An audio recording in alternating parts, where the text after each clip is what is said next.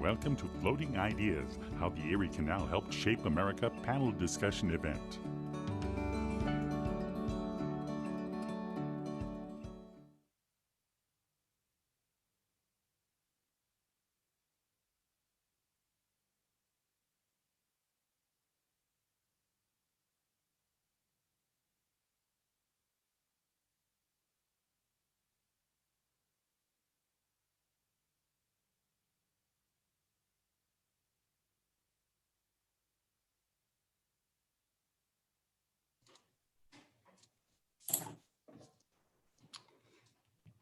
Good evening and welcome to our panel discussion centered on Erie Canalway's recently released video, Floating Ideas, How the Erie Canal Helped Shape America. I'm Bob Radliff, the Executive Director of the Erie Canalway National Heritage Corridor, and our organization is very excited to present tonight's program. Upstate New York's canals helped forge an American identity and played a key role in fostering social reforms, such as a women's right to vote or a slave's right to freedom. In addition, numerous religious pursuits were facilitated by the canal transportation revolution. Tonight, we will learn more about these movements, both their achievements and their challenges. The Erie Canalway National Heritage Corridor was established in the year 2000 through an act of Congress in recognition of the national significance and profound impact that the Erie Canal and its lateral canals, including the Cayuga Seneca, had on the development of the United States. We pursue our mission through strategic partnerships designed to preserve and promote the corridor's historic and cultural resources with an end goal of making the National Heritage Corridor a better place to live, work, learn, and play. We want to sincerely thank our major sponsors and partners without whose support this video and this forum would not have been possible. The National Park Service is a tremendous partner all year long, and many of our NPS colleagues are on the call today, but we'd like to especially thank Catherine Turton. The National Park Foundation has been a critical partner. Especially want to thank Karen Lee and Alana Sobel. Also, the New York State Canal Corporation and the New York Power Authority provided vital support. We appreciate all the sponsors' assistance, their encouragement, they're asking the more challenging questions, and for being there over the last couple of years as we've developed Erie Canalway's engagement in the 19th Amendment commemoration. From Erie Canalway, I'd like to recognize the hard work of Andy Kitzmann, our Assistant Director, who was recently told by one of those partners I just mentioned that he helps put the capital P in partnerships. Our new education program manager, Patrick Stenshorn, who was our lead for pulling together tonight's panel. Also, our Director of Communications, Jean McKay, is featured in this video. Finally, I'd like to thank PBS affiliate, WCNY, Debbie Stack, Eric Hayden, and Lauren Easton for producing the video that you'll view in a few minutes, as well as their work on a shorter companion video that will be released soon that will focus on our youth. WCNY's work is excellent, and we sincerely appreciate all they have put into these programs. Now, I'd like to turn things over to another key partner of Erie Canalway, Janine Waller, the Chief of Interpretation at the Women's Rights National Historical Park, located in the historic and beautiful Seneca Falls. Please note that tonight's program will be recorded. And again, thank you very much for joining us and hope you enjoy tonight's program. Janine? Thank you, Bob. I appreciate that.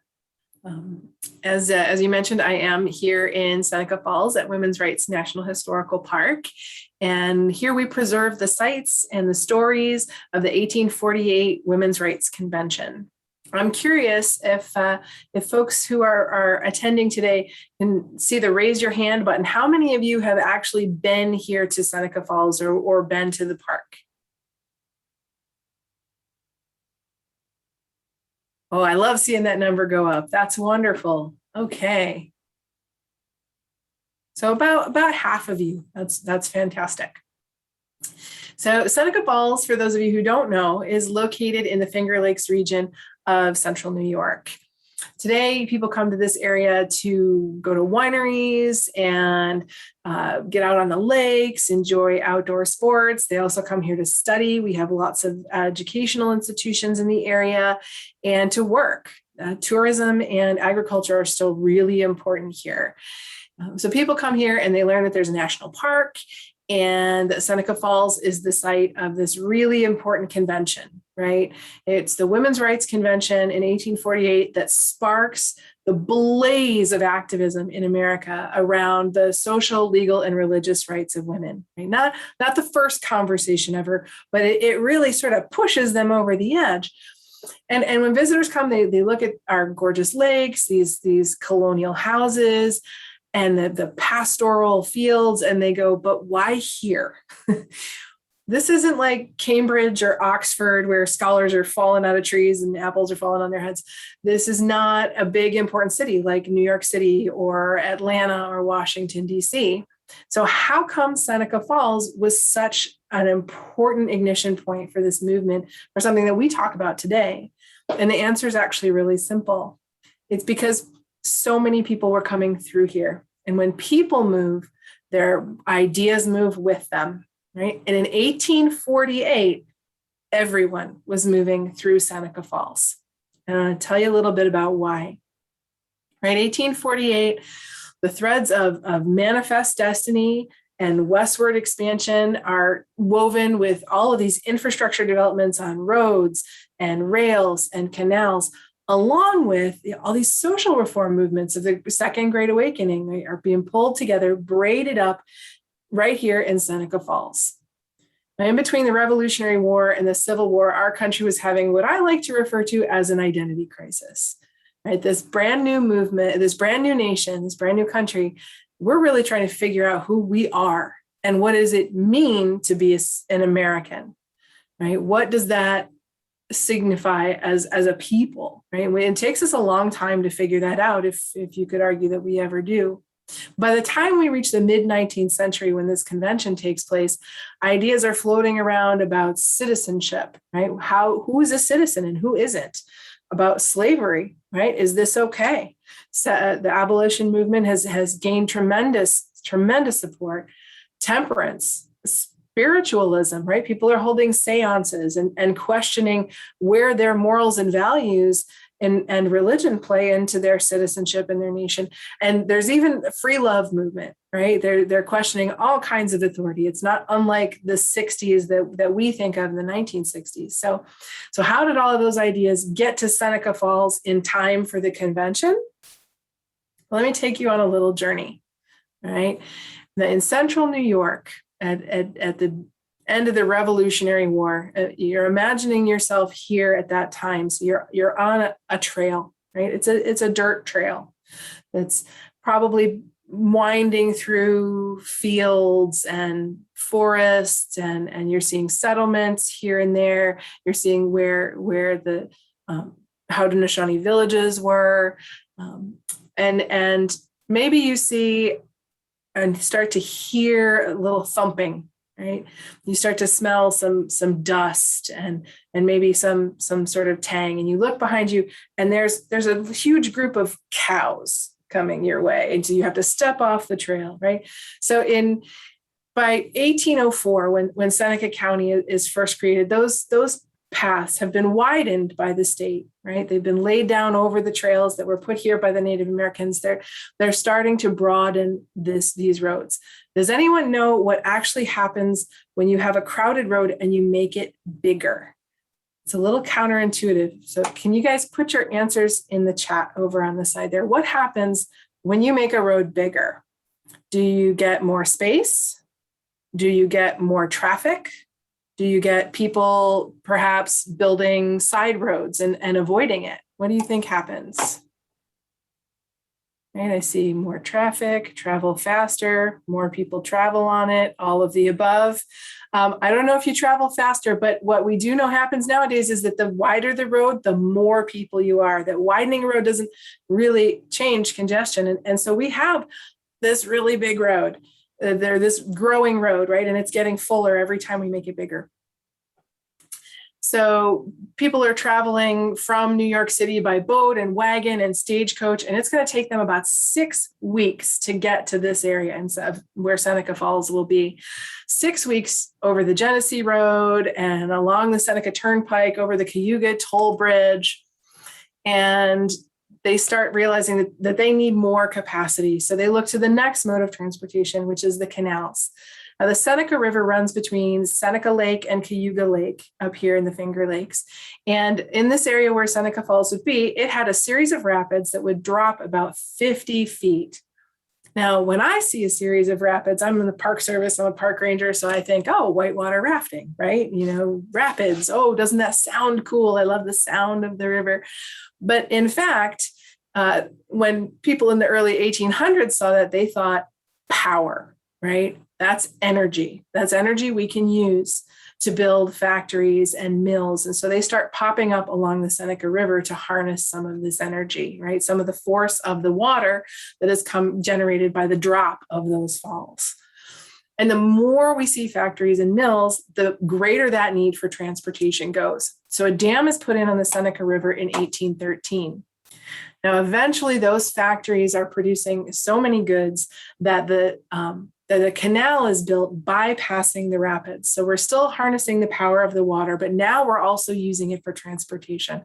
So you've got the turnpike and you've got this new canal, the canal that connects the Seneca River, that connects the Cayuga Lake and Seneca Lake along the Seneca River is called, unremarkably, the Cayuga Seneca Canal. And it's finished in about 1825. In about 1818. So right around the time the Erie Canal is being built. So in 1818, the Erie Canal is underway. The Seneca-Cayuga connection is complete. And about a hot minute after the Erie Canal is completed in 1825, we connect the Cayuga-Seneca Canal up to the Erie Canal, right? And it would be really hard to overstate the significance of this connection to Seneca Falls, to, at the time, Minders Mills. It connects this village that has been growing since 1804, approximately. It's been growing, it's been developing, and now, boom, it's connected to the whole world through the Erie Canal.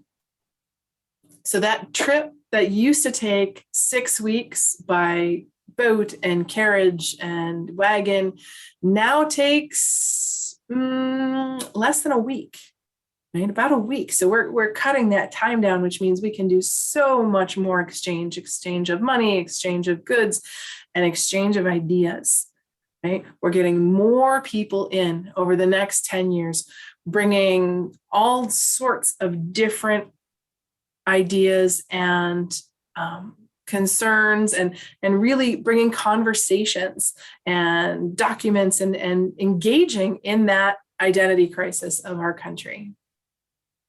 By 1841, the Rochester-Auburn Railroad system arrives in Seneca Falls. So at the height of this sort of manifest destiny idea blooming, right, the idea of westward expansion, the country going from one end of the continent to the other, Seneca Falls is now on all three major arteries from the largest port in the United States, a port so large that it is bigger than all of the other major ports in the country combined, and that's New York Harbor. So when we say everyone was going through Seneca Falls, everyone was going through Seneca Falls on their way west, coming in through New York Harbor, going by rail, going by road, and going by canal. And that meant that by the time Elizabeth Cady Stanton arrived here, what had happened with all those people moving? Their ideas moved with them. Elizabeth Cady Stanton arrived here in 1847 into a house gifted by her father. In 1848, she was invited to a tea party with an old friend, Lucretia Mott, the famous abolition speaker and Quaker minister. Lucretia is visiting her sister Martha Wright in nearby Auburn, and they gather with fellow Quaker abolitionists Mary Ann McClintock and her kinswoman Jane Hunt at Hunt's house in Waterloo. Now, over the pandemic, our gatherings have changed, right? We've had some opportunities to find new ways of connecting, just like this. Maybe we have been doing video chats with friends and family. I know Pints with Profs is really popular. People are doing some things like that. And as the ebb and flow of the virus's transmission has changed, sometimes we were able to get together with friends. And I think there's nothing more valuable than that community connection. So you probably have done this. You've probably gotten back and forth, gotten together with your friends to talk about your lives. And that's what these women did, right? They talked about their work. As abolitionists, they talked about their church and their community. They talked about their families and their husbands and their kids and their relationship with their mother, I don't doubt. And what makes this organization different, what makes this party different is that unlike, say, for example, me, where I say to my friends after something like that, gosh, that felt really good. I feel really seen. Let's do it again next week and have a bottle of rosé. They said, you know what? We all have a lot of the same problems. And these problems aren't just our problems, they're systemic problems.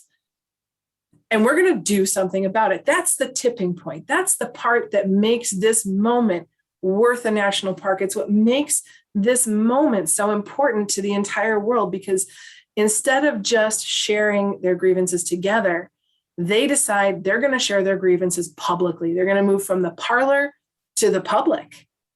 And they take 10 days, just 10 days, to put together a convention, a gathering of ultimately approximately 300 people to talk about women's lives and how to make women's lives better. And that's probably the most exciting thing about being here at Women's Rights National Historical Park, looking at the ways that those ideas came through just outside our front door, with the canal right in front of us, with the road right in front of us, and knowing that that is what brought all the people at the convention together, what brought all these women together to spark the action that would change the way that we think about human beings in the world. That's a pretty awesome job to have. And it's a pretty awesome story to hear. So for those of you who had not been here before, I sincerely hope that you will have an opportunity to join us. Come visit us either virtually at nps.gov/WORI, that's WORI, Women's Rights. And I will be happy to stick around for a while and answer questions in the chat if you have any. But before we begin our panel discussion, we're going to present the documentary that so graciously explained for us that Bob introduced, Floating Ideas, How the Erie Canal Shaped America. This was produced by WCNY in support from the National Park Foundation, the National Park Service, the New York State Canal Corporation, and it will tell you even more about the spread of ideas along the Erie Canal, and will emphasize women's rights, suffrage, and that quest for social justice that touches us today. I hope you enjoyed the film. The story of the Erie Canal is filled with superlatives: America's greatest civil engineering feat, the ditch that built America, and the world's longest and most successful canal. In 1825, the Erie opened America's Midwest to settlement and development of New York as the Empire State, first in population, wealth, and resources. Cargo and passengers crowded canal boat decks. Less obvious, but no less essential, was the Erie Canal's role as the information highway of its day. It transported ideas of social change across the state, across the nation, and even the Atlantic Ocean. The canal's contributions, including helping shape America's vision as a nation where all men and women are created equal with equal rights, are why the canal today is a national heritage corridor, a national historic landmark, and a living national treasure. The Erie Canal was a great social space, a great early social space in the United States, because it's like the internet is today. I think it created not just, of course, a social network, but an economic infrastructure for people up and down the canal. People shared ideas, they shared practices. It was a gathering space. Of course, it was a place that people came together, but it was a place that ideas traveled. They traveled up and down the canal, and of course, ideas are never disembodied things. They're always connected to either people and word of mouth or to media. Printing presses are being shipped up and down the canal. Every little hamlet, as Alexis de Tocqueville talks about, every little hamlet in the United States has its own, newspaper. And this was true, of course, along the canal. So different ideas spread through these media, and the newspapers were being left on canal boats, and you'd go, the Albany paper would go up one direction and someone in Buffalo would pick it up and read it. Some of those ideas revolved around social reforms, ideas shared in conversations within the canal's floating community of immigrants from Europe and Americans seeking new opportunities, abolitionism, temperance, new forms of religious expression, utopian communities, and especially women's rights, all found fertile ground in the canal corridor. The canal rocked the foundations of social life, not just in upstate. You had an influx of strangers, but you reached out for new pillars to grab onto. It's no surprise that people reached out to religion or other reform movements or other type of communal activities to kind of reestablish that connection in society. The movements often intersected, and so too did some of the reformists. The two names most often associated with women's suffrage, Susan B. Anthony and Elizabeth Cady Stanton, also worked in anti-slavery and temperance movements. The women's rights movement really took off in upstate New York as part of a whole series of reform movements and religious revivals. It was so dramatic in upstate New York that people called it the burned over district or the burnt district. And it really happened in an explosive way after the Erie Canal came through, with religious revivals and conversions to churches. I think the Erie Canal was the greatest human artifact to create new religious movements rapidly in the whole of history. You have the rise of the Mormons. Joseph Smith prints the Book of Mormon, begins the Church of Jesus Christ of Latter-day Saints in that time. The rise of spiritualism, the Fox sisters over in Rochester, and sort of buffeted by a number of theological ideas. You've got the Adventists growing up out of the Albany tradition, so today Seventh-day Adventism as one of the continually growing traditions within Christianity, or religious traditions anywhere. One of the results of the canal and the railroads also, but was the real interest in utopian communities, separate communities. And part of their thought was, we want radical change, we want it now, and we want it nonviolently. And the only way to do that is just set up our own little community with the kinds of social and economic rules we choose. And one of the most famous was, of course, Ann Lee's Shaker communities, which spread out through the country, northeast into Kentucky. The Oneida community was settled near Utica by John Humphrey Noyes. All of them, in some way, made a different kind of relationship between women and men as a central component of their new ideas.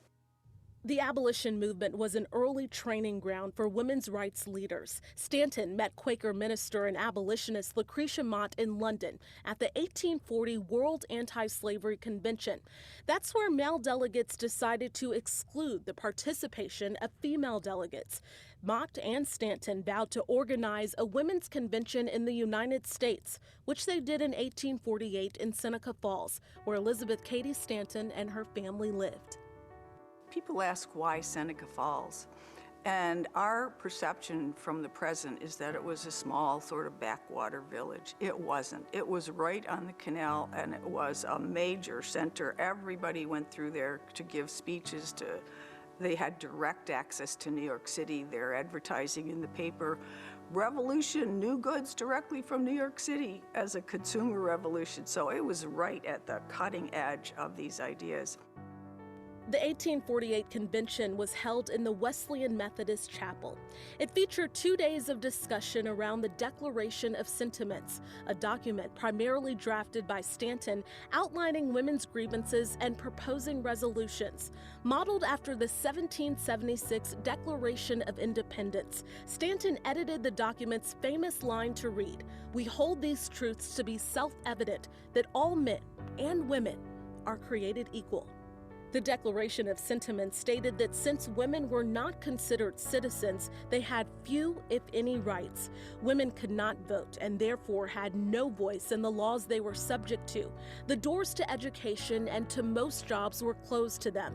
A married woman was considered civilly dead with no right to property or any wages she might earn, as everything she had was owned by her husband. She could not sign contracts. Divorce was nearly impossible. Since children were the property of their father, he could give them away if he chose, as she had no custody rights. The stories of the convention and the American women's rights movement it launched are interpreted and shared at the Women's Rights National Historical Park in Seneca Falls. In the context of the first wave of feminism, first wave of women's rights, a lot of those stories were focused on the middle-class white women's stories.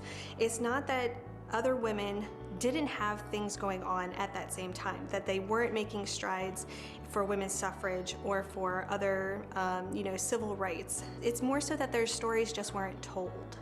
And so, in the context of us commemorating the 19th Amendment this last year, we were able to really look back and see how those stories weren't often told and be able to highlight some of them. So racism was also a significant factor in why those stories were not told. In fact, the relationship with Lucretia Mott and Elizabeth Cady Stanton really was based in abolition. However, their relationship and their views post-Civil War were different. And actually, Lucretia Mott even tried to distance herself from Elizabeth Cady Stanton's racist rhetoric as she continued with the women's suffrage movement. And that's something that, we want to make sure that we're telling that story, that we're telling the full story of what happened. Because when you talk about history, you really have to discuss all angles. It is not black and white. There are shades of gray, and we have to be able to face those different stories, whether they make us uncomfortable or not.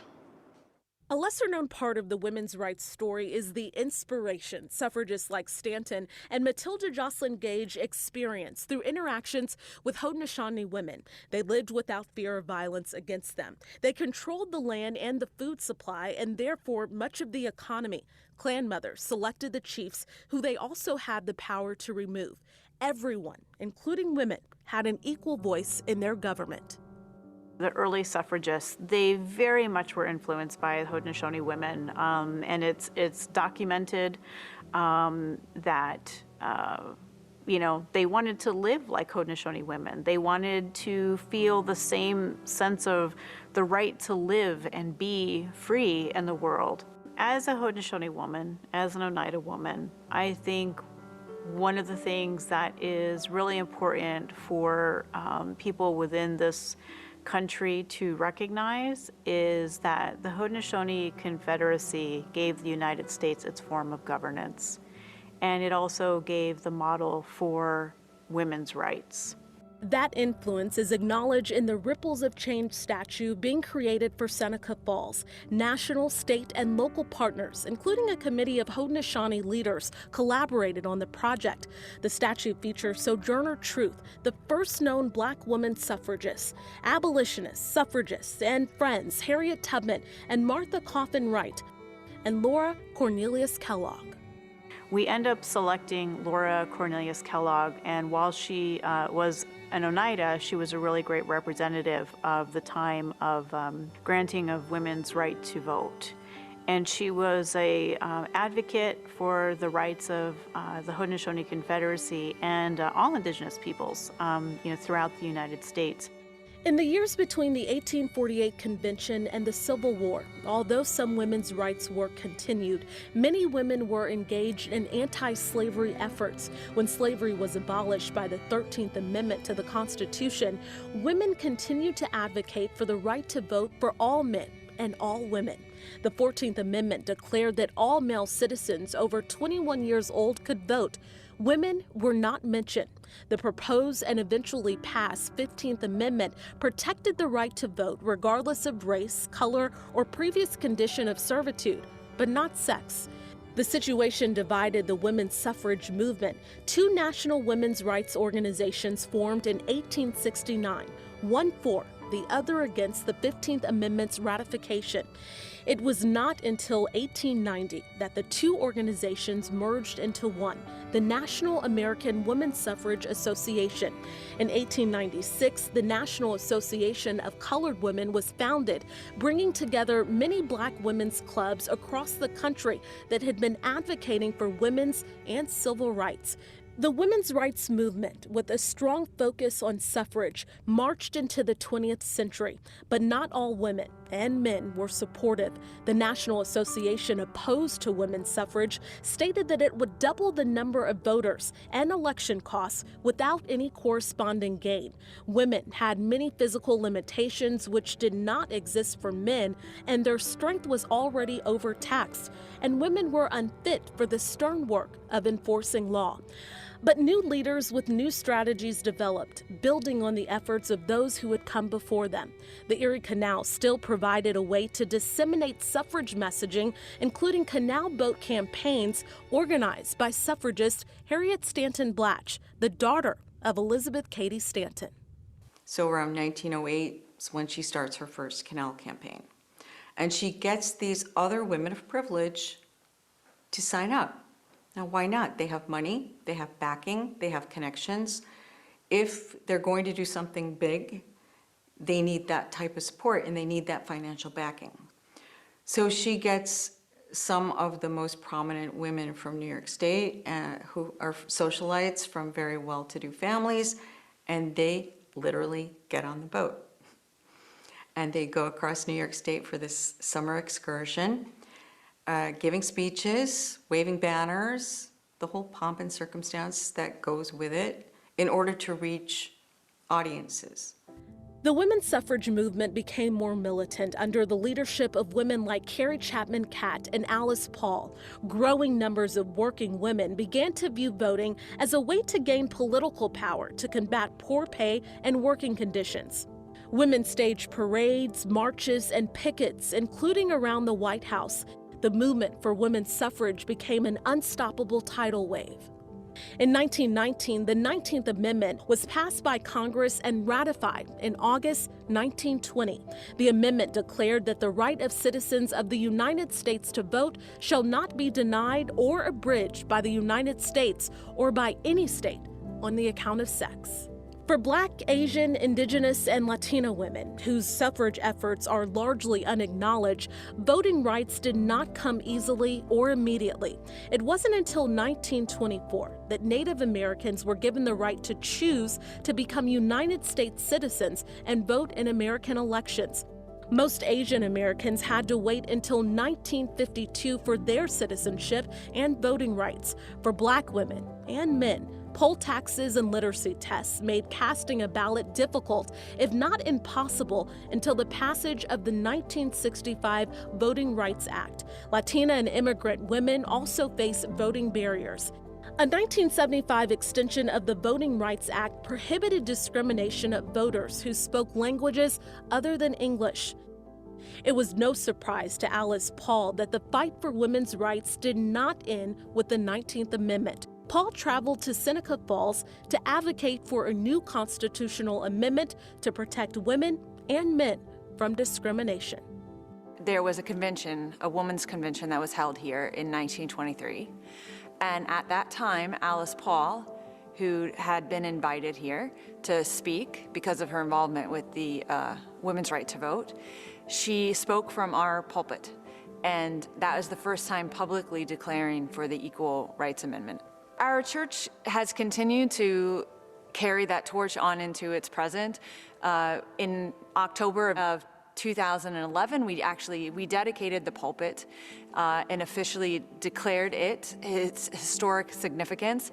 Additionally, in 2019, we dedicated an Alice Paul sculpture that sits in our narthex. Virginia became the 38th state to ratify the Equal Rights Amendment. And at that moment, we decided to ring a bell here in the church, our church bell. We rang the bell 97 times, one time for each year that it took to ratify and make this amendment so. The ERA is a current focus for Colleen Jenkins. Her long list of women's rights efforts includes successfully advocating for the National Votes for Women Trail and tirelessly working for the creation and the installation of the Women's Rights Pioneers Monument in New York City's Central Park. This is the park's only statue honoring real women. The bronze monument features Susan B. Anthony, Elizabeth Cady Stanton, and Sojourner Truth gathered around a table patterned after a table owned by Stanton. This table is Elizabeth Cady Stanton's writing table, and it has been passed from Elizabeth to her daughter Harriet, to her daughter Nora, to her daughter Rhoda, to me, Rhoda's daughter. Whenever somebody comes to visit my home, and this table is in my home, I ask them to sit down at the table and write a note. Feel the inspiration. Write whatever you want, but feel the inspiration. So I brought a few of the notes. And it says, "The fight for equality is long and has only just begun." We have another one. Oh, this gets it. All men and women are created equal. And then this one's, let's see, from Desiree. It said, "Dear foremother," not forefather, "dear foremother, we continue to keep your memory and life's work alive by continuing the fight." So this is, it's fun to have objects and furniture and books, but these are more important. These are we the people. As our nation continues to understand what we the people means, the reform movements of the past and the social issues of today are often interwoven. This is true at Albany's Underground Railroad Education Center, housed in the former home of Black abolitionists Stephen and Harriet Myers. Most of the time when people hear about the Underground Railroad, they hear about Harriet Tubman or Frederick Douglass. But there's a whole nother level of folk who were involved in the story of the Underground Railroad that people almost never hear about. So we like to be able to identify those stories and to tell those stories. The center is using the Underground Railroad's legacy to empower people to bring about the second abolition, political and economic equality, and the end of racism. Some of these people are teens engaged in the center's Young Abolitionist Leadership Institute. We chose to call this the Young Abolitionist Leadership Institute. Leadership was a choice because we wanted to emphasize that this is a place where teens can come to learn, to practice being leaders. To call it abolitionist for us was an important way of connecting present to past. What we found was our Black abolitionists, their primary concern was abolishing the institution of slavery. But in addition, they extended their civil rights activism to areas that included healthcare and education and jobs and so on. Our teens, through their experience with us in the Leadership Institute, come to understand the contemporary injustices that are part of our lived experience are not new, that they have roots in the past, all the way back. Being part of community conversations to share information from the past to help inform changes happening today is also an important goal at the Erie Canal Museum. We as a museum think it's important to remind people that the Erie Canal is not just a stagnant piece of history. It's still a very much a thriving body of water, but also it's an entire corridor that continues to move ideas, continues to move people. And the impact that the canal had historically on the present day is important when talking to Syracuse residents, helping them to understand how their city was built, helps them understand where our city can go. Recounting the contributions of women from the past and present to inspire and impact the future is the central mission of the National Women's Hall of Fame. Having outgrown its original 1969 Seneca Falls location, the organization moved across the Cayuga-Seneca Canal, purchasing and preserving a historic knitting mill as its new home. The story of the mill building is fascinating because this region was filled with abolitionists as well as people who believed in women's rights. And the abolitionists who were leading the Seneca knitting mill back in 1844 said, "We will not mill slave cotton here. We will only mill wool."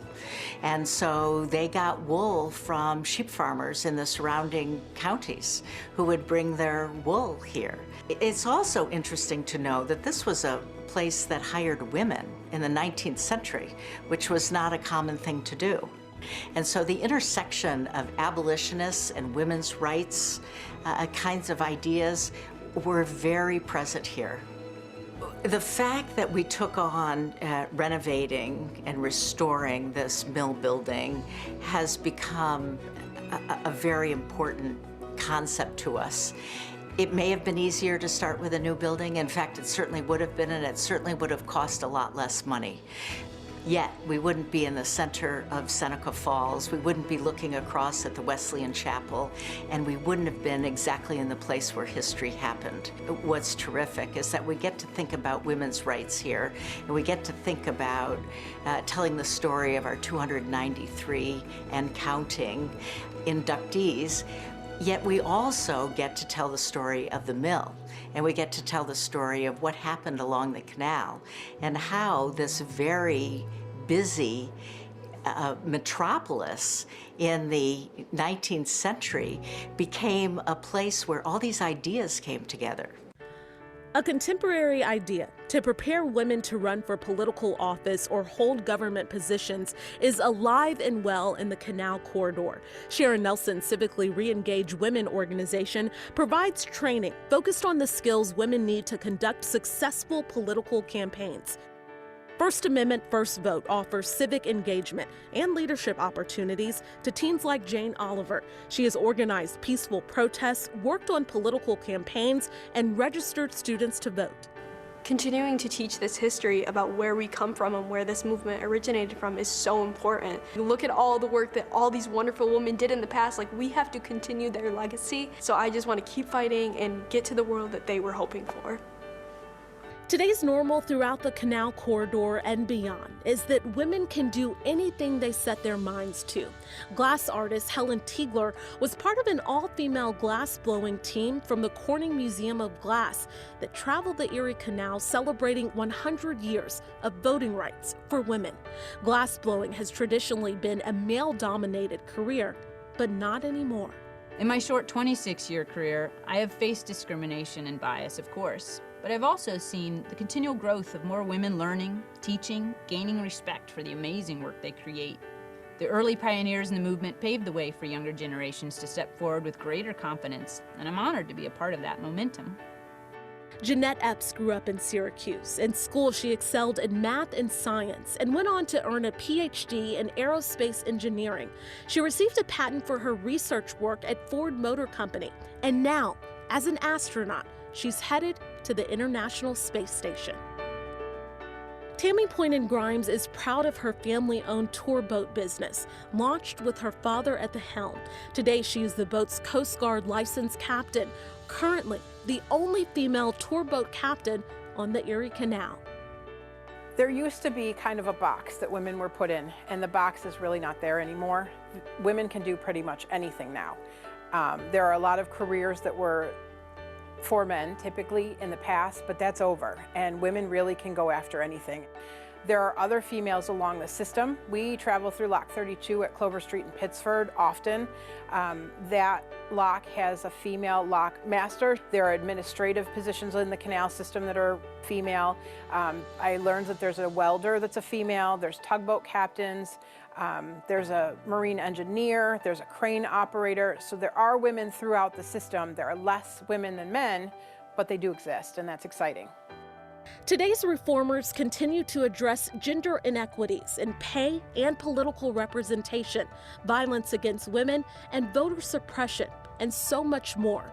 But it was the Erie Canal, the ideas of equality it carried, and people those ideas inspired that has served as the bedrock of America's belief in a better society for all.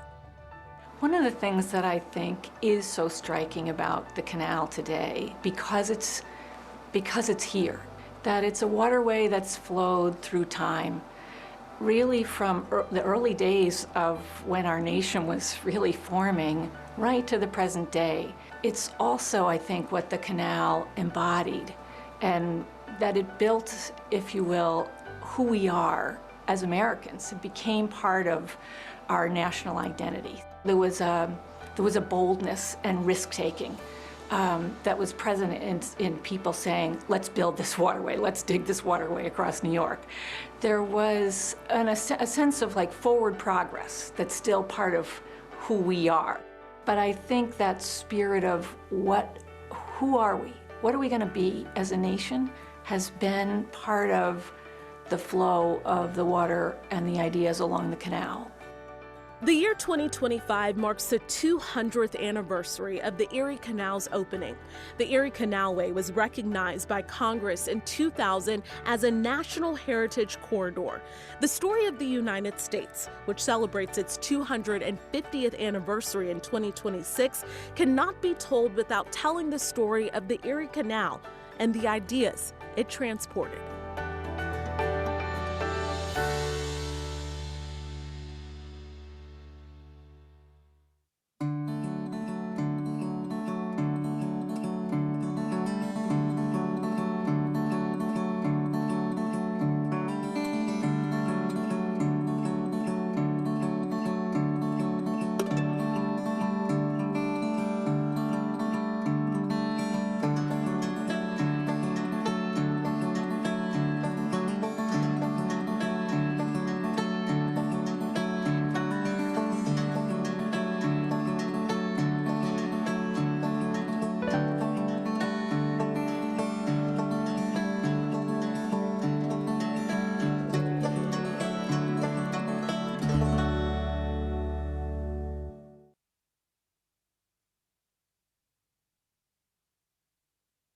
All right, good evening and welcome everybody to this very special presentation. I'm so excited for the conversation that is about to happen. And I don't know about you all, but every time I see that documentary, there's a piece that resonates a little bit more clearly with me or a piece that I didn't catch before. So I hope you all caught something new in that documentary we just got to listen to. And thank you also to Janine for that wonderful welcome and kind of that sneak peek of what we were going to hear about. Your storytelling skills and enthusiasm are very evident and appreciated. So again, good evening, everyone. My name is Tracy Ritchie, and I am the Vice President of Education and Engagement for the National Park Foundation. And I'm so thrilled to be here with you tonight. The National Park Foundation is just one piece of the puzzle to this amazing project. And we were so excited to provide the funds through a Women in Parks grant to support the creation of this film. And Women in Parks is just one of the many initiatives that we have to help connect people to our parks, tell the story in a more complete and holistic way. And we're so excited to see just how complex and multifaceted the story was that we learned it today, from being a boat captain and glass blowing to all the rich history of women's suffrage for everyone and all the struggles that happened along the Erie Canal and just how much we learned. I have to say, when I told people I was participating in this event, everyone started singing the 15 miles along the Erie Canal song to me. And as growing up in South Florida next to the Everglades, I was not taught that song in school, but I was so excited to learn about it and have just done such a deep dive into this amazing resource and amazing story that's being told. And I'm so excited to learn more tonight from our speakers. And we have to acknowledge that though that documentary was so in-depth, there's so many stories that still haven't been told yet. And so we're going to get a glimpse of some of the many stories that we heard in the documentary from some of those same speakers and more speakers tonight. But we know that there's so much more to this story and the resource of the Erie Canal and everything that's happened along to it. So we look to see how that history grows and how we can expand those stories moving forward. So tonight, it is my pleasure to introduce to you the moderator for this amazing conversation, Andy Kitzmann, and he is the Assistant Director for the Erie Canalway National Heritage Corridor. So Andy has worked on this project and with this resource along the Erie Canalway since 2009 and is the project manager for the Floating Ideas program and a variety of other school and education engagement issues and initiatives around the Erie Canalway. He has an impressive 30-year career in a variety of roles, from museum settings to being adjunct at Syracuse University's master's program in museum studies and adjunct at the Master of Public History program at SUNY Empire State College. He holds a master's degree of arts in museum studies from Syracuse University and a Bachelor of Fine Arts from Iowa State University. We'd also like to acknowledge that originally the moderator for this conversation, was Ella Wagner, and we are so sorry that she couldn't be here tonight, but we are so grateful for Andy to jumping into this role, but wanted to acknowledge Ella's great contributions to this project, to organizing this panel conversation tonight, and all that she did for this program. So we're sorry that she couldn't be here tonight, but we are so grateful for Andy to jumping into this role. Ever so briefly, I would like to just introduce all of our panelist speakers that are going to be talking to you tonight. They all have really impressive titles and roles and everything that they do. So please excuse me for reading this. I want to make sure that I get all of their accolades and titles exactly correct because they are really, really impressive people. So first we have Jennifer Gabriel, who is the Executive Director of the National Women's Hall of Fame. We have Michelle Shenandoah, traditional member of the Oneida Nation Wolf Clan of the Haudenosaunee Confederacy, founder of the Rematriation magazine, and co-founder, owner, and principal at Indigenous Concepts Consulting. What a mouthful, but a very impressive resume. Debbie Stack is the Director of Special Projects at WCNY Public Broadcasting. Paul Stewart is the co-founder of the Underground Railroad Education Center. And last but certainly not least, Dr. Judith Wellman, Principal Investigator at Historical New York Research Associates and Professor Emeritus at SUNY Oswego. Again, I am so excited for this conversation. I'm so grateful for NPF's role in being part of this and to help bring this amazing group of people together. And Andy, I turn it over to you to facilitate this amazing conversation and look forward to hearing more. Well, Dr. Tracy, thank you very much. I appreciate your comments. We, of course, appreciate all of the support from the National Park Foundation, the National Park Service, and everybody else that Bob Radliff had mentioned earlier. So thank you. This is a culmination of more than 2 years of hard work, the video that you just saw. And it was a hard work through the middle of a pandemic, never an easy task. So we got through it, we did it. It took multiple federal, state, not-for-profits, and interested individuals to pull this off. And I appreciate all of your hard work, everybody that was involved. Really appreciate your hard work, your passion, and your enthusiasm. As Dr. Ritchie noted, I'm pinch hitting for Ella Wagner this evening. And I'm humbled to step into her shoes and will do my very best to represent the hard work that Ella put into tonight's program. The questions that I'll be directly asking the panelists first will be Ella's questions, and I will follow that up with a little bit more information in a few minutes here.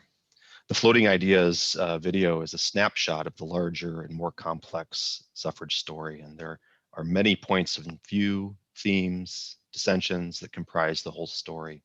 And like today's canal system, the suffrage story remains alive and vibrant. As we worked to develop this video, the following 4 key points were our touchstones. I'm going to read them off really quickly. They're short, so bear with me. Number 1 is the story is multi-layered. It reflects suffrage, Underground Railroad, Native American religious freedoms, and other movements. Number 2, to make the program relevant for today's generation and to ensure a strong youth voice. And for me at the Heritage Corridor and our mission, that's mission critical right there.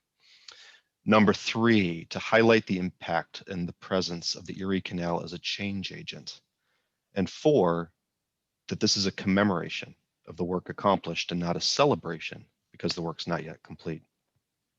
So we have a little less than 45 minutes before 8:30. I am probably going to squeeze a little bit past that. So I appreciate all of your patience. I promised our panelists about 45 minutes this evening, so I'll try my level best to do that. I'll be asking each of our panelists to take about 6 minutes to respond to a question, the question that Ella had prepared. And in our remaining time, I'll pose a handful of follow-up questions that originated from our audience through your Eventbrite registrations and potentially through your chat sessions here. So at the end of the evening then, once our speakers are all done, I'll take just a couple of minutes to sum up everything for the evening. So Michelle, I am going to start with you. And I will read my question, and then if you can come online and take it from there, that would be great. So about 6 minutes. And in this documentary, you mentioned the important influence of the Haudenosaunee Confederacy on the US system of government and of the Haudenosaunee gender equality on the suffrage movement. And we're hoping that you can tell us a little bit more about this story. Yeah, Sigole Swag. I'm Michelle Shenandoah, Gluhianuas, as I'm called by my people and was given to me. I am here tonight as an Oneida woman and really happy to say that we are still here. I'm calling in tonight from the lands of the Ganyakahaga people, the Mohawk Nation. I'm up in the Adirondacks, and you know, one of the things that's really hard about a lot of these stories that are told is that it eliminates Indigenous peoples, and in particular in regard to the Erie Canal, has often eliminated the presence of Haudenosaunee people and really places us in the past, as well as in relation to the US government, the women's rights movement. And so one of the things that, you know, I like to really, you know, present to people, as was taught to me by my people, is what type of influence that we had on democracy that everybody now participates in within the United States, or that Americans participate within the United States. And that has an influence around the world, as well as women's rights. And so people often like to say we were the inspiration for these things, which yes, we were an inspiration, but also what people don't realize is that with the founding fathers, they actually really made close connections and friendships with Haudenosaunee people and modeled the US Constitution after our form of government. And so that structure is real. And if you really take some time to investigate Haudenosaunee culture and our form of government, you'll see that the way that the US government is structured, from the three branches and how decisions are made, is modeled, and I should even say appropriated, you know, from the Haudenosaunee form of governance. And that has been largely written out of history. And, you know, I was really, when, you know, I first watched this documentary, and it had talked about, you know, burnt earth, and, you know, that this being this place of these ideas, or the burnt district. And I really want to, you know, push back on that and ask, why is that? And I don't know, people realize that within the American Revolution, there was another campaign called the Sullivan-Clinton campaign, which was basically to destroy all Haudenosaunee villages and push the people out in order for the sake of expansion of the colonies at the time, and then what became America. And so even the Empire State was claimed, you know, by George Washington when, you know, the, you know, colonies at the time, or what was becoming America, only went as far as Rome, New York. And so people don't really understand, you know, this history. Or if you even go down to Virginia, you can see that you have all these mountain ranges that are named after the founding fathers. And then there's also the Shenandoah mountain range, and people say, oh, what's that? And they think it's a disappearing, you know, Indigenous people and some part or relic of their language that existed. But people don't realize that Chief Shenandoah, who was an Oneida, was very good friends with Washington and helped to win the Revolutionary War. And without the Oneidas, everybody would be speaking with a British accent right now. And so that's just one little example. But if everyone really looks deeper into the history and takes the time to do it, you will see that there are these, you know, footprints, or these tracks and traces that you can find in the history. But in addition to that, when we're talking about, you know, women's rights, you know, one of the other things that's really, really difficult with these narratives, again, excluding, you know, Indigenous peoples from, you know, this history that is told in the United States, and really then becomes the narrative around the world. But the Haudenosaunee, you know, were very much present in the lives of many of these settlers who came into our areas. And with that, you see the influence that happened with these women who looked around and said, I want what these women have, right? Full freedom, full autonomy, in charge of the governments, in charge of the land, in charge of their children, in charge of their own thoughts, in charge of their bodies, right? We still have that to this day. We still have our government to this day.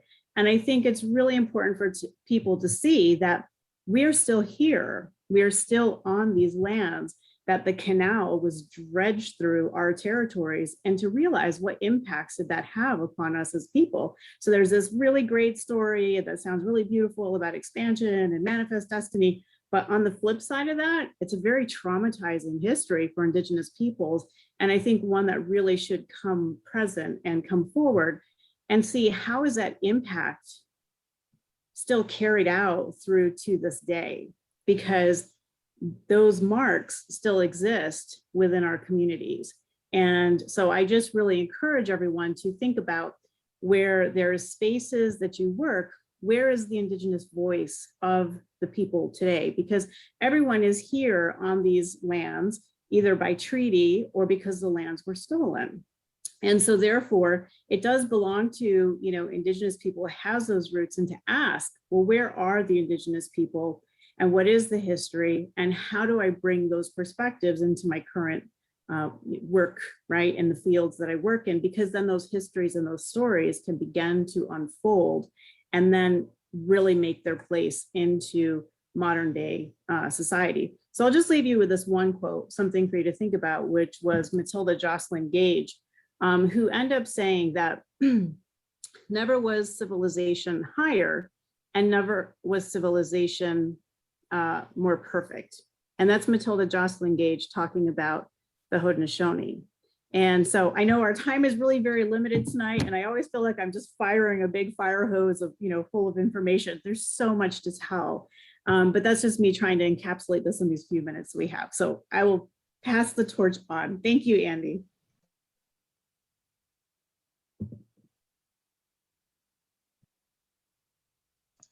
There we go. Now I'm unmuted. Michelle, that was wonderful. Thank you very much. We really appreciate your perspective. It's an important perspective, and it's an important part of the story. And it's one that the National Heritage Corridor is certainly committed to ensuring is part of the voice moving forward. So thank you. Appreciate it. Paul Stewart, I'm going to jump over to Paul. You are committed to sharing the lesser known stories of the Underground Railroad and African-American activism in this region. People who contributed to and benefited from this flow of ideas that we're discussing, but who are not as well known as they deserve to be. So we're hoping that you can tell us a little bit more about some of these people and about some of these stories. Well, thank you, Andy.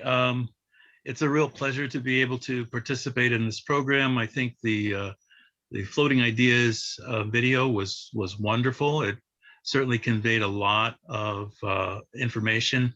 It helped us get a sense of, both the women's rights, suffrage, voting rights, and numerous other things that were abolition, that were part of that flow of ideas. One of the things that often happens in telling the story of the canal is that you tend to trace your finger along the canal, and by the time you get a little bit farther down to Utica, Syracuse, Rochester, you begin elaborating stories that are associated with those places, and people tend to forget that the canal has a footprint in Albany, and that there were lots of things that happened in Albany, and of course the communities that were close to the canal at its beginning, including Troy, New York, and Schenectady. They all had something to contribute to the overall flow of ideas, either in the way that those ideas were passed along or the way in which those ideas were rooted in some particular place. One of the things that was important for Albany, of course, was its role in the Underground Railroad. Of course, my association is with the Stephen and Harriet Myers Residence, which is a National Register listed site.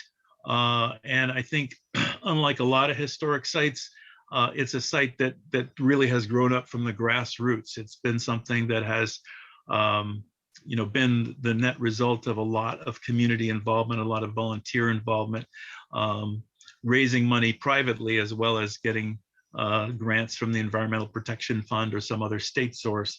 But we have focused a lot around the story of Stephen and Harriet Myers. I mentioned both Stephen and Harriet because you know, a lot of times people will see different figures and they'll say, well, so-and-so, you know, that was a great person, great man, great woman, whatever. But a lot of times there's a partner involved. And in the case of Stephen Myers, his wife Harriet was very, very much important. They were both people who were very, very active in the community, African-American individuals who were very, very active in the community. And over time, they did a lot of things. And in the course of that, doing those things, of course, they had a family. They had 4 children. They tried to find various kinds of work as would be possible for African-American folk in that 19th century period. But there were a lot of interesting things that Stephen was involved in, and of course his family was involved in. And I'm thinking of things such as the early formation of the Northern Star and Freeman's Advocate newspaper that he did together with Charles Morton and John Stewart, other African-American activists in the community. And they created that newspaper at a time when there were not many African-American newspapers around, and created it for the purpose of being able to convey information and help with literacy, and to be an advocate for temperance as well as an advocate for anti-slavery concerns. And what's interesting is that so many of the people that worked on that paper at an early stage wound up being leadership people in the Underground Railroad movement later on. So you see Jermaine Logan as an individual who was later prominent in Syracuse as an activist for the Underground Railroad. There are numerous other individuals as well. I want to mention as well that Stephen Myers was also involved in a lot of other kinds of things. He was very active in education. He was involved in the formation of a school for Black children here in Albany. He was involved in the early 1850s of a lawsuit against the city school district for segregating their schools. He was able to win that lawsuit, but it didn't really get the result that he was looking for. He was able to get his kids into the city schools, but others were not able to get their kids in. So that had to be relitigated later to get a better result. He was also involved in some economic development projects. And one of the things that I think is kind of goes unnoticed and has somewhat flown under the wire is that there were numerous African-American organized land deal and land projects that happen around New York State. And the project that he was involved with was called the Florence Farming and Lumber Association. It was pretty widely discussed within the African-American community. I don't know that it really had that kind of, that it was really observed outside of the African-American circles, but they got some land near Florence, New York, in connection with land that they could get from Gerrit Smith, who was a wealthy white New Yorker, Dutch descendant, who was in control of a lot of land in New York State. And they tried to form a community where they would provide for jobs and agricultural opportunities for African Americans. And if we can believe what was said in the abolitionist press at the time, there was many as 600 families from across New England and New York that were planning to move to that area. But as it happened, the Federal Fugitive Slave Law of 1850 kicked in right as they were getting started, and many of those people instead decided to go on to Canada instead of coming to that particular community in upstate New York. So these are all things that happened within the canal footprint, if you will. I mean, along the canal. The Myers were also very much involved in voting rights. They were involved with the New York State Suffrage Association in the late 1850s, and these are voting rights clubs of African Americans around New York State who were trying to get the state of New York to pass legislation to allow Black men the right to vote. They were not able to make that successfully, and so it had to wait until after the Civil War when the right to vote was granted nationally. So these are some of the things that they were involved in. These are ideas that took root here in Albany and bubbled out in other directions. And I think that there's certainly quite a number of people that were involved who whose stories need to be told and told a little bit more. So thank you, Andy, and I'm sure there'll be other discussion we can have on these as we go forward. I think you're muted. I keep doing that. So thank you, Paul. We very much appreciate your time. And of course, I'd be remiss if I didn't mention Mary Liz Stewart as well, your wife and partner and co-director at the Stephen and Harriet Myers residence, and commissioner at Erie Canalway as well. So we very much appreciate all of your support, your time, your energy, and your passion for your story, and look forward to working with you some more. Judy Wellman, you are an expert in the history of Seneca Falls, its role in the women's rights movement, and I'm hoping that you can share what you think are some of the most important aspects to understand about the Seneca Falls Convention, its attendees, its importance to the movement, and its legacy. So, Dr. Wow. Helen. Only 6 minutes. Only 6 minutes. I got a timer on here too. So I'll talk fast. Hold up your hand if I talk too long. Okay. Because of the shortness of time, and also because Janine gave you a good overview of the Seneca Falls Convention, I want to focus on just 3 quick points. One is the absolute importance of the canal in Seneca Falls. A second one are issues that we talk about a lot today, particularly after the George Floyd murder and so many others of which we mourn. And those are issues of diversity and equity. And I think Seneca Falls certainly was basically mostly white people, but within that whiteness, there's considerable diversity. And there also was important influence from African Americans at Seneca Falls too, that I think has been overlooked. So just very quickly, this convention and Seneca Falls itself met on Cayuga Indian lands. People at the convention did not acknowledge that and did not just talk about that issue. It was held in the Wesleyan Chapel, July 19th and 20th, 1848. The Wesleyan Chapel was the only place in town where reformers could really speak. And that included people who had escaped from slavery. The ministers were abolitionists and Underground Railroad supporters. The parsonage, which is still right behind the building, was an Underground Railroad site. And I think we forget the close connection with the Underground Railroad and abolition that building itself, the Wesleyan Chapel, embodies. And the Seneca Falls Convention is so overwhelmingly important that we forget to talk about its real importance for African-American life as well. About 300 people went to that convention.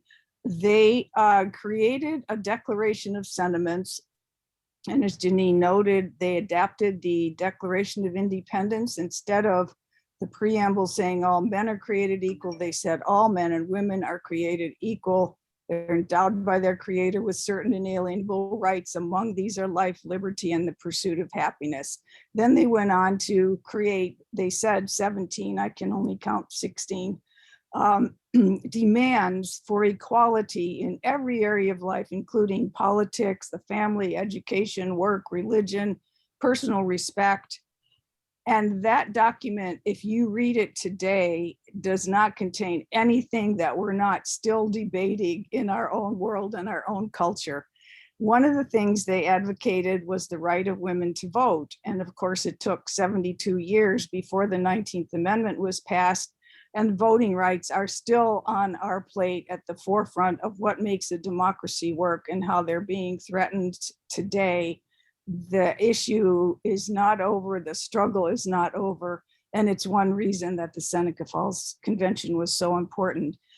People do often talk about Seneca Falls as a kind of small town backwater, or they used to. Not so, not at all. It was located right on the Seneca and Cayuga Canal. Just to give you an idea, historians would talk about changes in transportation, industrialization, urbanization, immigration, and historians are usually very conservative and very careful with their words. They talk about these as revolutions. And in fact, Seneca Falls was at the cutting edge of these revolutions. One historian's called the Erie Canal the most important public work ever built in the United States. Seneca Falls epitomizes one reason that was so important. And it was a product of the canal, and you can see it by just counting the number of people. In the mid-1820s, before the Seneca and Cayuga Canal came through, there were 200 people in Seneca Falls. 1835, there were 3,784 people in Seneca Falls. The population just absolutely exploded. And that wasn't the only town that had happened. Every canal town had similar explosions of population. And what happened in so many ways was that as people came to these canal towns in a very, very short period of time, they came from New England. Yankees kind of set dominant cultural institutions, but they were joined in Seneca Falls by people from Eastern New York who are of English and Dutch background, including Elizabeth Cady Stanton herself. They were joined by people from Western Europe, and not just English, but Irish and Scottish as well, who didn't always get along with each other. And they were joined by people from southeastern Pennsylvania, many of whom were Quakers, and also from Maryland and Virginia, many of whom were African Americans and some white as well. So Seneca Falls reflected that considerable ethnic diversity among whites as well as between white and Black people. The Stanton House at the edge of town reflects in a physical way the change from an agricultural base to an industrial base along the canal. The canal ran right below their house. 4 times a day, there were packet boats carrying people, the Redbird line and the Heron line. Every time they got to the Stanton House, they'd unfurl banners, they'd start playing band music to attract attention, and not to mention all of the drovers of cattle and pigs and geese and chickens. There was a distillery at the base of her hill. There was a huge lumbering operation at the base of the hill. So she herself had roots in an agricultural land-based economy, but she's right at the cutting edge, physically as well as intellectually, of a world that's changing dramatically. And as you get changes in economic patterns, you also get changes in social structures and in cultural values. And Seneca Falls really epitomizes that. One of the most interesting groups that came to Seneca Falls and the neighboring town of Waterloo, which was also very important in the Seneca Falls story, were African Americans, many of whom had escaped from slavery. Probably most of you know that Frederick Douglass is the only known African American of the 100 signers of the Declaration of Sentiments at the convention. He himself had escaped from slavery only 11 years before that meeting in Maryland. But Seneca Falls had 24 African Americans listed in the 1850 census. Waterloo had 63.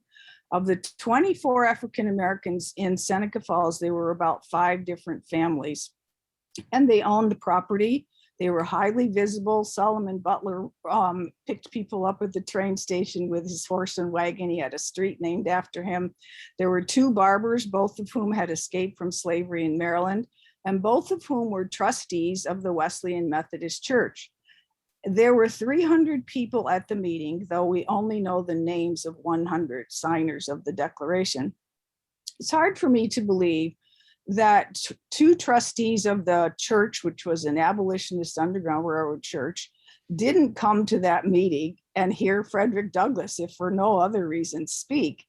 They may not have signed the Declaration because Elizabeth Cady Stanton was pretty clear she only wanted women to sign it. The 32 men did sign, they said, in support of the movement.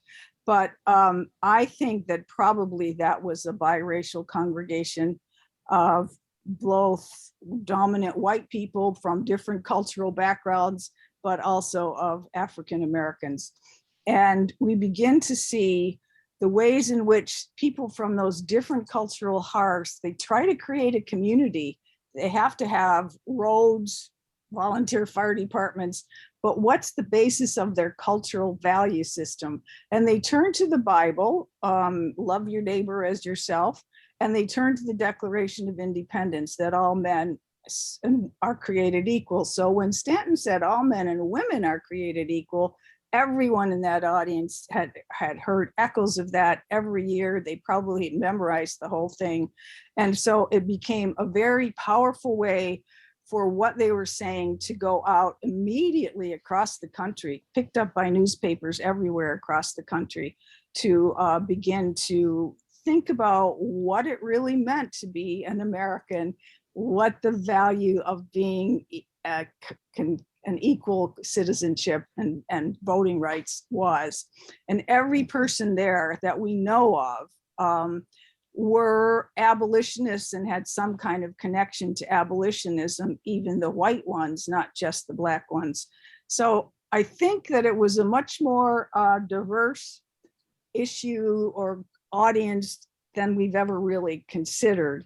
And its legacy still lives with us today as we echo the idea that all men and women are created equal, as we begin to look at the demands they raised, and as we realize we still struggle with these issues in our own lives. Great. Thank you, Judy. That was very well said. I appreciate that very much. And we look forward to hearing more about that, the makeup of the congregation and the signatures as we move forward. So thank you. Jennifer Gabriel is the, I think, brand new executive director of the National Women's Hall of Fame. I think she's been there for about maybe 6 weeks now. And we look forward to hearing from you. Thank you for joining us. And I look forward to meeting you and working with you in the future. So Jennifer, can you share more of the story of the Seneca Knitting Mill and why you feel historic preservation is so important? Absolutely. Thank you. And thank you for having me. I'm really excited to be a part of this community as well, and looking forward to working with all of you and the community. So I thought I would start with just sort of a brief history of the Women's Hall of Fame, because our history is deeply intertwined with the history of Seneca Falls and of the canal and its importance over time. So in 1968, a Seneca Falls resident named Shirley Hartley visited the Hall of Fame of Great Americans, which was at New York University, and was troubled to learn that only 9 of their 110 honorees were women. And so she returned to Seneca Falls and invited friends and the town's leaders to an event she called the Founders Tea, which was actually serving as an homage to the group of women who famously convened over a cup of tea in 1848 to exchange ideas. And that's the Tea Party that eventually resulted in the Declaration of Sentiments that we've heard a lot about tonight. So from that conversation, the National Women's Hall of Fame was born and held its first induction ceremony in August of 1973. And then a few years later, the organization had raised enough money to renovate and move into the former Seneca Falls Savings Bank building on Fall Street in Seneca Falls. And that's where we stayed for 41 years, adding artifacts, inducting new classes, and eventually outgrowing the space. And so in 2007, the National Women's Hall of Fame purchased the historic Seneca Knitting Mill, which you can see behind me. It's seated on the banks of the canal overlooking the Wesleyan Chapel, which, as you know, hosted the first Women's Rights Convention in 1848. And we are really proud to stand as a home for those who fought for a place in history. And telling the stories of our inductees ensures that this history is never forgotten and can inspire future generations who will never grow up knowing a time when a woman couldn't be vice president, nor even the governor of the state of New York. So that's what we stand for and continue to inspire to this day. And there's something that's just magical, honestly, about standing in our building and looking out to the banks of the Seneca Canal and really understanding on a deep level how important that waterway was to our very existence as an organization. So we've heard tonight, the canal was a driver for so many important conversations. Thanks to it, Seneca Falls was a major hub for the flow of information and the exchange of ideas. And it created an environment that allowed for important social, political, and economic movements to begin. So our mission at the National Women's Hall of Fame and the work we do to celebrate the women's rights movement and the incredible women that we have inducted is further enhanced because of our ability to call this historic building home. The Seneca Knitting Mill is one of the few surviving mills in this area, and its history is deeply intertwined with our mission at the Hall of Fame. For 155 years, the Seneca Knitting Mill actually produced woolen goods, mainly socks. It was one of the only businesses that employed women and immigrants, and so it was a place for advancement, empowerment, achievement. And it was mentioned in the documentary, the owners and management did not want to support slavery. And so they made the decision to not use cotton for any of its products and sourced wool from local sheep farmers. And that's really, our commitment to historical preservation is very deep. Historical preservation is critical. These buildings and this canal bring to life the history that we cherish and learn from. And at the National Women's Hall of Fame, we consider it a privilege to steward such a historic treasure. When the hall first acquired the building, it was in need of substantial renovations and rehabilitations. You saw some of the images in the documentary. And we had, and we continue to have, the commitment and moral obligation to retain as much of the original infrastructure as is safe and possible. So I thought I would actually end with a story that's, I find one of the most unique parts of the Seneca Knitting Mill that we were able to preserve. So on the day the mill closed in 1999, employees who work there, who are mostly women, signed their names to a pillar. And that pillar was uncovered as the National Women's Hall of Fame began its work to restore this building. So great care was taken to preserve the pillar, which we now call the Goodbye Pillar. And the organization was so taken by it that we added a second pillar that we now allow our inductees to sign. And I just find standing between these two pillars, they stand side by side on the first floor of our gallery, is such a powerful reminder of the importance of honoring the past while we look towards the future. And so I hope that you'll stop by and visit us soon. We would love to host all of you at any time. It's an incredible building. And we are going to be going through a major campaign to restore and rehabilitate the 3 floors above our main gallery. And so this is a great time to see us literally on the ground floor and to join us in preserving this historical treasure. And we look forward to seeing you. Great. Thank you, Jennifer, and welcome to the corridor. So look forward to working with you. Excellent. Our last speaker, and then I'm going to have at least one quick follow-up question after Debbie. So if you could hold with me after I talk with Debbie for just a moment, I'll have one quick question following that. Can you talk, Debbie? And I should note too that Debbie is the project manager of the video that you just watched. I think it was mentioned earlier, but it certainly bears mentioning again. So Debbie, thank you for your hard work in that, your passion for the subject, your hard work, your work is very good. And I also want to congratulate you on your retirement, which I believe was either today or tomorrow. So congratulations on a fabulous career. I've known you for 25 years. Congratulations. Debbie, can you talk a little bit more about the power of media, like this documentary, to connect people to the past? And can digital media especially work together with historic preservation? Thanks, Andy. Thanks for your good wishes. And this was a pleasure. And you can see why these wonderful panelists, are just terrific. And I think Andy and I could have created a video that was 18 hours long because the stories are there, just totally fascinating. And that's one of the challenges of media, is to deliver information in a way that audiences will indeed interact with it. So in creating floating ideas, we knew that at the core, there would be some core audiences. Of course, people who love history, who are interested in the Erie Canal and the suffrage movement. We use images and interviews. To really help draw people together and to draw connections between the present and the past. And I think a number of the panelists hit that very notion. It gives people new perspectives. Documentaries like this feature a lot of information collected in one place that people don't typically have time to assemble themselves. There's historic images and documents and footage of places and views of people today. And this can whet people's appetite to go and learn more, to explore some of the historic sites and the buildings and the canal itself that they have seen. and to spark conversation, exactly what we're doing tonight. So that documentary, look at all the conversation that has already been sparked around it. Jennifer mentioned the magic, in a sense, of that beautiful building that they have done such a great job of preserving. And I think that videos and documentaries like this can help convey the importance of doing that and actually capture what a site looks like in a particular point of time, in this case, in 2021. And that becomes visual aids that continue to last into the future.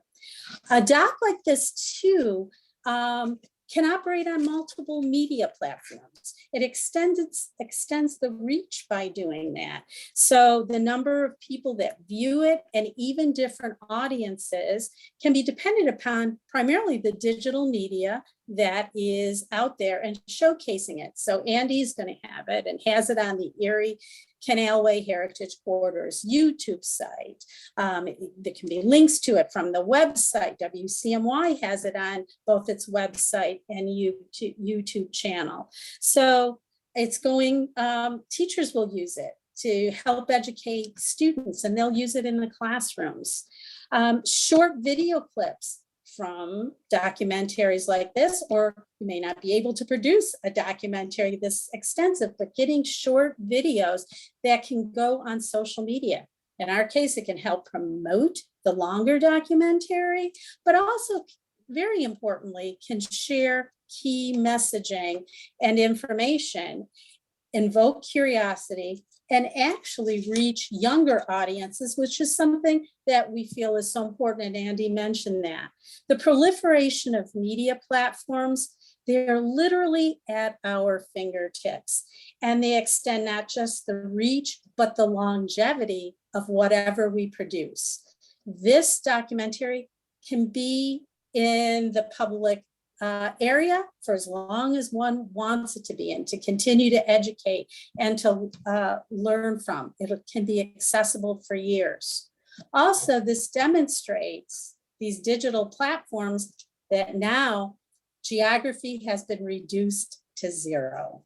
So with the availability of all these platforms, including virtual experiences like we're having tonight via Zoom, that these presentations can be recorded, they can be made available on other platforms. Museums are sharing that they are seeing, actually, to their surprise, greater attendance for their programs. Why? Because it is now global. So anyone in the world can take advantage of these programs, these virtual programs. And not just limited to perhaps the area in which a museum or a site is located. That doesn't take the place of experiencing yourself being in a particular place, like the Seneca Knitting Mill, like the Wesleyan Chapel, but it gives you at least a look and feeds your curiosity. And I think that this is really what's important with media and what we can do to help provide messaging around history and historic preservation. Great. Thank you, Debbie. Thank you very much. I'm going to take, we've got about 5 minutes left if folks can hang in for just a quick second here. Michelle, I wanted to ask you a quick follow-up question. There was a nice run in the chat here about how people can get involved, how people can learn more, and the appropriate ways to do that about the Native experience. And I'm wondering if just in 2 minutes, you could sort of summarize that conversation and give us a snapshot. I'll do my best, Andy. It is really an important question. And I think one that, as a country, all citizens really should ask themselves, because at this point, it really becomes a personal responsibility to find those histories, but then also to find, Indigenous people and where they are in relation to where you live today. And, building relationships with Indigenous communities takes work, but it's all entirely possible, right? So for instance, like there's the neighbors of the Onondaga Nation that I put in the chat. They have done an enormous amount of work in building relationships over the years with the Onondaga Nation, and really able to understand themselves today as a true friend and ally to the Onondagas, and understanding what responsibilities do they have as Americans in fulfilling treaty obligations, in fulfilling telling of these histories, so that other citizens in their area know this history and know what that means for them as Americans today. Because it's really very critical that a lot of the values that were stripped away from the US Constitution in regard to how this democracy works can be brought back into the context of the lives of Americans today and in the government. And so that also pertains to the role of women, right? So one thing I think that's really important as we're talking about women is the understanding that even as Haudenosaunee people, we never really had this sort of concept about equality. We are all human beings here on this earth. And interestingly enough, within the teachings, it's that Haudenosaunee women actually have an elevated status because we're life givers. And that created a very different context for how we lived and continue to live our lives to this day. But at the end of the day, we also understand that we are responsible as human beings equally to this earth. And at this time where we're at in our world facing climate crisis, social justice issues, there's so many values that are embedded within the framework of the American democracy that really has its roots in Haudenosaunee democracy, where those values can really be illuminated and brought back into the space and the context of what modern democracy really is. That is truly an indigenous democracy that's over 1,000 years old and rooted in peace and principles of peace and compassion and love. And I don't think people talk about American democracy in that way, but those are really its roots and origins. So I think that that's really essential. And I think that, I hope that answered the question, Andy. But it did. I got, okay. It was very inspiring. Thank you. And I'd like to thank Judy, Debbie, Paul, and Jennifer for your time tonight. Michelle, thank you. You guys were awesome. Thank you for participating in the panel discussion as well as the video. We've covered a lot of ground tonight, and of course there's a lot to do. Yes. And thanks to Debbie too for all the work she did on the video. Absolutely. Thank you, Judy. Yep, Debbie too. We've covered a lot of ground tonight. There is a lot that remains to be discussed or that wasn't addressed this evening. We've learned the presence of the Erie Canal in upstate New York added tremendous value for getting the word out and creating a community of acceptance of questions and ideas considered outside the norm. We've also learned that the canal had a negative impact on the Native American community, bifurcating the northern half of the state, the whole state, and further restricting the movements of various groups. While at the same time, we better understand the important influence of the Haudenosaunee on our form of governance and for the positive model that the matriarchal society had for inspiring so many social movements and for our form of governance. The canal and its surroundings communities offered a chance for African Americans to complete their escape from slavery and opportunities to build better lives and to meet and work with others seeking social change. And finally, today's canal system continues to be a valuable part of the upstate New York. Women are involved now, today, at every level of the system, from administration to engineering to captaining vessels. They're political leaders, community activists, and finally, today's youth. And I'm talking to my daughter, who's 8, and my son, who's 19, and the children of all of you panelists and everybody else listening, to be inspired by the hard work of the successes achieved to date and feel empowered to take action to ensure your voices are heard. On behalf of the Erie Canalway National Heritage Quarter, good night. Thank you. That ends our panel. Good night, everyone. Good night. Good night. Thank you for joining us for Floating Ideas, How the Erie Canal Helped Shape America virtual panel discussion.